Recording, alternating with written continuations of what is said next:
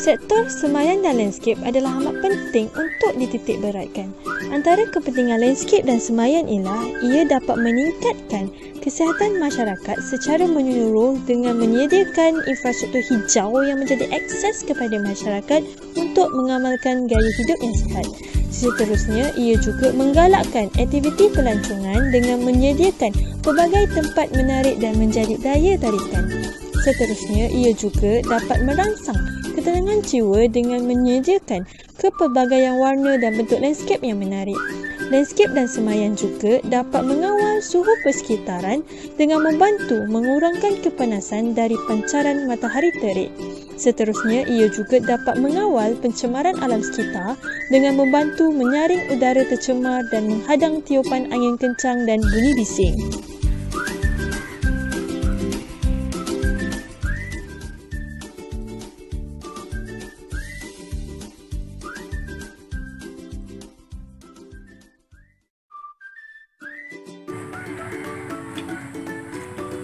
Hai, Assalamualaikum. Saya Amarana binti Muhammad daripada Fakulti Biosumber Industri Makanan Universiti Sultan Zainal Abidin Uniza Kampus Besut. Pada hari ini, saya ingin mengupas dengan lebih lanjut tentang semayan dan landscape.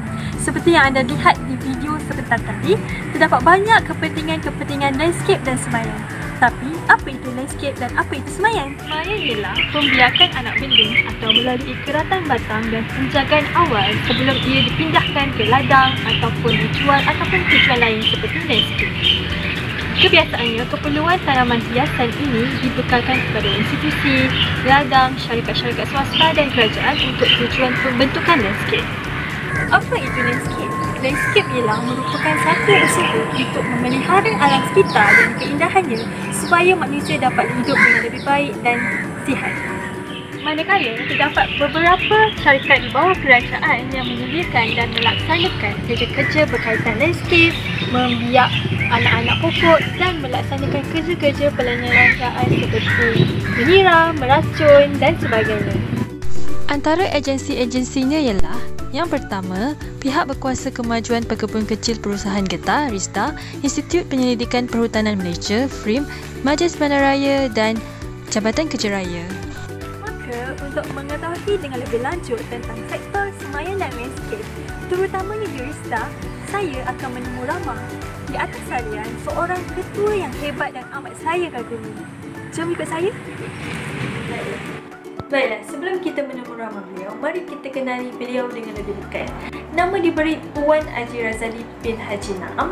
Beliau merupakan bekas eksekutif, arkitek landscape dan pengurusan taman RISDA. Beliau telah berkhidmat di syarikat milik RISDA, RISDA Semayan dan Landscape Cawangan Putrajaya selama 37 tahun, bermula pada tahun 1982 hingga tahun 2019. Beliau mendapat pendidikan awal di Institut Pertanian Bogor yang dikenali sebagai Universiti Pertanian Bogor, Indonesia dalam bidang Diploma in Landscape Architecture and Park Management pada tahun 2000. Baiklah, jom kita mulakan. Hai, Assalamualaikum Tuan Haji Razali. Apa khabar? Selamat Hari Raya. Macam mana keadaan lagi-lagi pada masa PKP ni? Waalaikumsalam.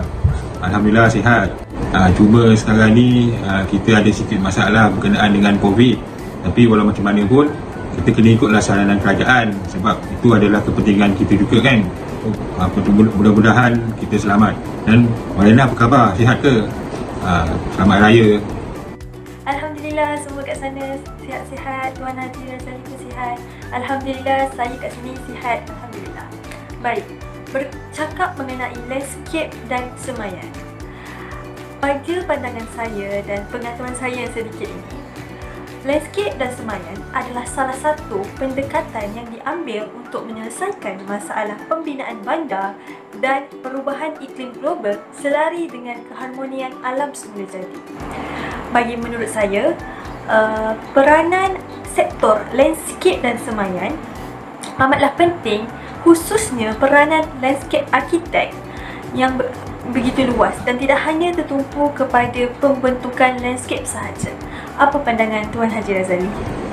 Memang benar, saya setuju macam mana yang Encik Malana punya pendapat tadi kan. Landscape ni memang peranan dia besar kepada masyarakat, terutamanya memperindahkan bandar Kemudian tu yang kedua, kalau boleh landscape ni kita jadikan bandar ni seolah macam hutan bandar. Bila sebut dia pasal hutan bandar ni, maknanya di dalam bandar ni kita mesti banyakkan tanaman. Tujuan dia banyakkan tanaman ni, yang pertama sekali untuk memberi keselesaan pada orang ramai. Yang kedua, untuk menjaga kualiti udara. Yang ketiga, untuk orang kata sekiranya waktu hujan ke apa ke kan. Jadi tanaman ni lah yang sikit sebanyak membantukan keadaan hujan. Yang nak ikutkan kualiti hujan sekarang, dia tak macam kualiti hujan zaman-zaman dulu. Hujan zaman dulu bersih, hujan zaman sekarang banyak kekotoran dia, terutama dalam bandar dengan asap dengan apa. Jadi kita memperbanyakkan tanaman dalam bandar untuk mengawal supaya air hujan yang tu jadi jernih dan secara tak langsung laluan air ataupun irrigation air supaya orang kata mudah mengalir ke seed pond ataupun mudah mengalir ke tasik-tasik ataupun takungan air di dalam bandar.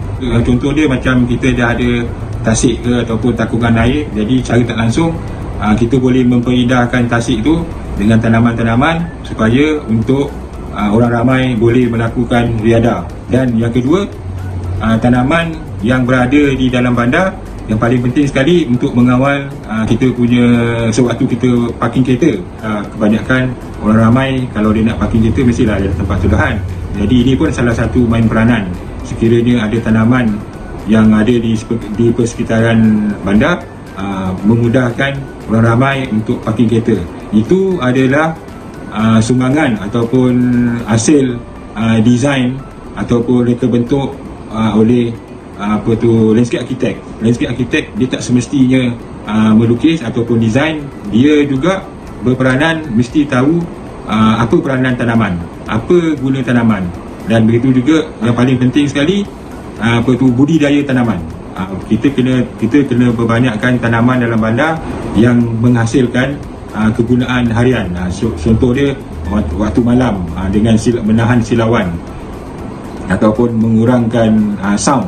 Begitu juga dengan tempat orang ramai boleh beriadah, maknanya boleh rehat-rehat ataupun tempat berkumpul sikit sebanyak macam itulah. Okey. Ya, saya amat setuju dengan pendapat Tuan Haji Razali. Baik, bagi membentuk sesebuah landscape di sesuatu tempat, adakah pemilihan spesies-spesies pokok hiasan amat dititik beratkan, terutamanya di Risda sendiri? Jika ya, apakah kriteria-kriteria yang ditekankan dalam pemilihan spesies bagi mewujudkan keseragaman dan keberkesanan penanaman? Memang benar sekali. Untuk nak desainkan sesuatu pembinaan landscape, kriteria tanaman memang amat penting. Kita ambil contoh macam di kawasan awam, kita kena pandai pilih tanaman yang sesuai dengan keadaan taman. Macam tempat tu ada banyak kenderaan. Disebabkan ada kenderaan, keadaan tu akan jadi bising. Jadi kita kena pilih kriteria pokok ataupun budidaya tanaman yang untuk mengurangkan bising. Ada beberapa jenis tanaman yang peranan dia ataupun kriteria dia untuk mengawal sound. Contoh dia macam Hopea odorata. Satu, dengan Eugenia oleana. Dua, kalau pokok palma ataupun tanaman palma, paling sesuai kali Phoenix ataupun Malayana palm. Itu adalah kriteria tanaman yang ada bersangkut paut dengan keadaan persekitaran. Begitu juga dengan tanaman yang menghasilkan ada aroma. Tanaman yang ada aroma sekurang-kurangnya mempengaruhi orang awam boleh bersantai. Dan begitu juga dia berperanan memanggil peminat-peminat tanaman. Contoh dia macam rama-rama, burung, kikilala. Begitu juga kita jangan lupa, bila ada tanaman yang memanggil ejen membantu kita, kita juga kena pilih tanaman yang orang kata menghasilkan ataupun ejen membantu kita supaya menghalang kehadiran nyamuk. Contoh tanaman yang menghalang kehadiran nyamuk macam janda berana. Itu lagi segi nama biasalah. Yang kedua, tanaman miracle fruit. Adalah beberapa tanaman-tanaman yang sekurang-kurangnya membantu kita menghalang ataupun menghalang kehadiran nyamuk. Kemudian tu kalau kita nak menambahkan lagi keindahan di persekitaran tu, kriteria tanaman border plant pun main peranan. Contoh dia macam agave. Tujuan dia, kita tanam agave tu kita tak mudah lah macam orang ramai suka buat jalan shortcut. Kenapa? Sebab agave itu tajam. Jadi bila dia tengok agave itu tajam, dia tak akan buat shortcut. Maknanya dia akan buat ataupun dia akan ikut laluan-laluan yang telah disediakan, walk pass, walkway, apa lah kan. Itu pun kriteria tanaman yang membantu kita, yang banyak membantu kita. Begitu juga kita kena ada tanaman untuk pengaliran air. Contoh dia macam pokok ataupun tanaman Libastania, itu pun main peranan juga. Itulah, itu yang salah satu ciri-ciri ataupun kriteria lah yang patut ada di taman-taman untuk orang awam. Wah, penjelasan yang baik saya kira. Baiklah, kita teruskan lagi. Kebiasaannya, pokok-pokok hiasan yang digunakan oleh RISDA untuk pembentukan landscape di sesuatu tempat disemai di mana dan apakah cara penyemaiannya? Bagaimanakah cara penyemaiannya? Adakah ia sukar untuk diuruskan ataupun mudah untuk diuruskan? Silakan. Untuk makluman, RISDA memang mempunyai tapak semaian di seluruh negeri, termasuk Sabah dan Sarawak. Tapi tapak semaian yang disediakan oleh RISDA, kebanyakan dia untuk tanaman komoditi, getah dan sawit. Cuma ada satu tapak semaian khas di Putrajaya, iaitu adalah untuk tanaman landscape. Bila cerita pasal landscape, tapak semaian tanaman landscape di Putrajaya, kita cuma fokuskan untuk tanaman pembinaan landscape.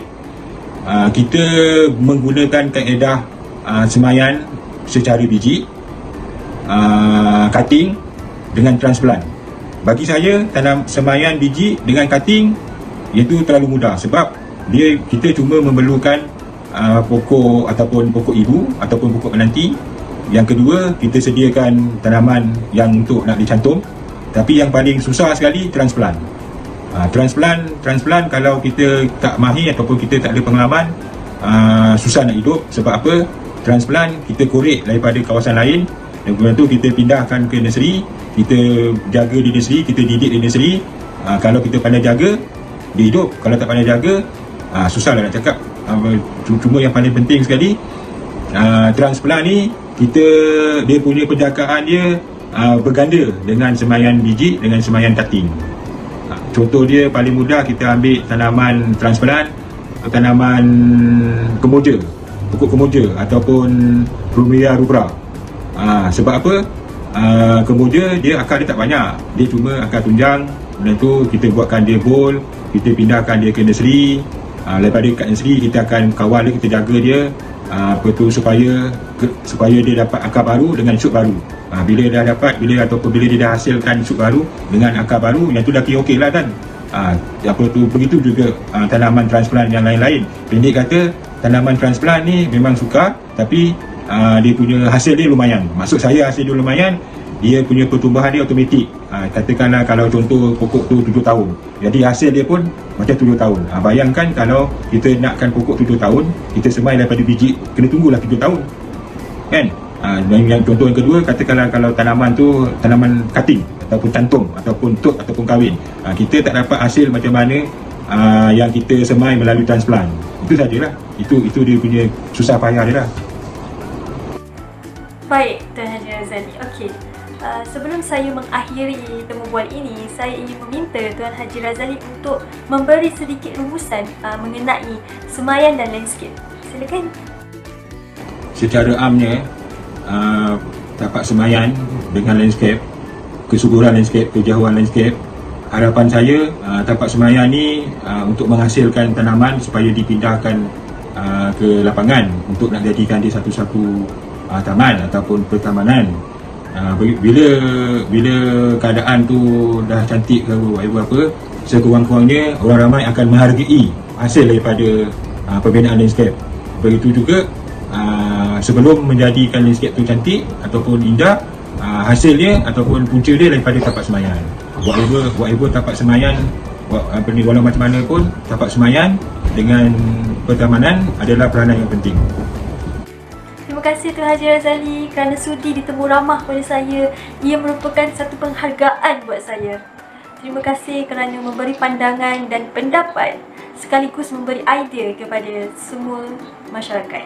Semoga Tuan Haji Razali diberikan kesihatan yang baik dan diberkati selalu. Terima kasih lagi sekali. Assalamualaikum. Bye. Baiklah, sebagai konklusi, apa yang diperkatakan oleh Tuan Haji Razali tentang kriteria-kriteria dalam pembentukan landscape dan jenis-jenis pokok hiasan yang perlu dipilih sebagai membentuk landscape adalah amat penting untuk diketahui oleh masyarakat. Akhir kata daripada saya, sektor pertanian dan landscape adalah amat penting kerana dalam pembentukan landscape wujudnya penceritaan naratif yang seharusnya menjadi kekuatan segenap ruangan dalaman atau luaran dan sekaligus memberi manfaat kepada sesiapa sahaja yang berada di kawasan itu. Itu sahaja daripada saya. Semoga kita berjumpa lagi. Assalamualaikum. Bye.